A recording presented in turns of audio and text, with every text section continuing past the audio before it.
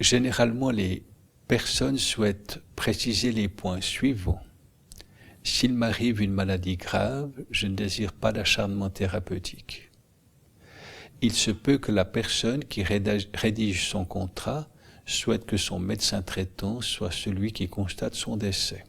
C'est des questions très personnelles. Ensuite, la personne évoquera l'aspect cérémonie, caractère religieux, caractère laïque, choix des musiques, choix de l'officiant, choix du lieu. La personne précisera aussi si elle désire être ensevelie ou si elle désire être incinérée.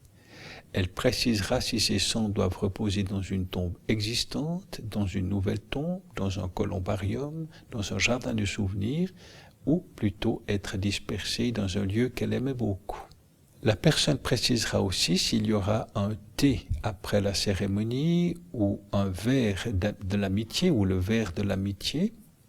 Elle précisera aussi si elle désire qu'il y ait un hommage fleuri, moyennement fleuri ou pas du tout.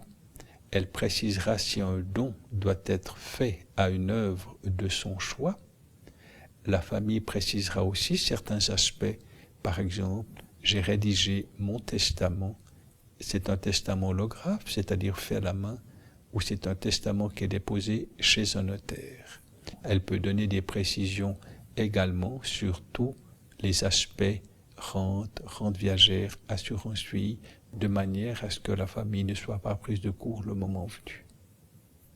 Naturellement que les attentes personnelles seront exprimées dans une large mesure lorsque la personne est toute seule, dans une moins large mesure si la famille dit « j'ai des enfants ». Pour ceci ou pour cela, ils décideront eux-mêmes.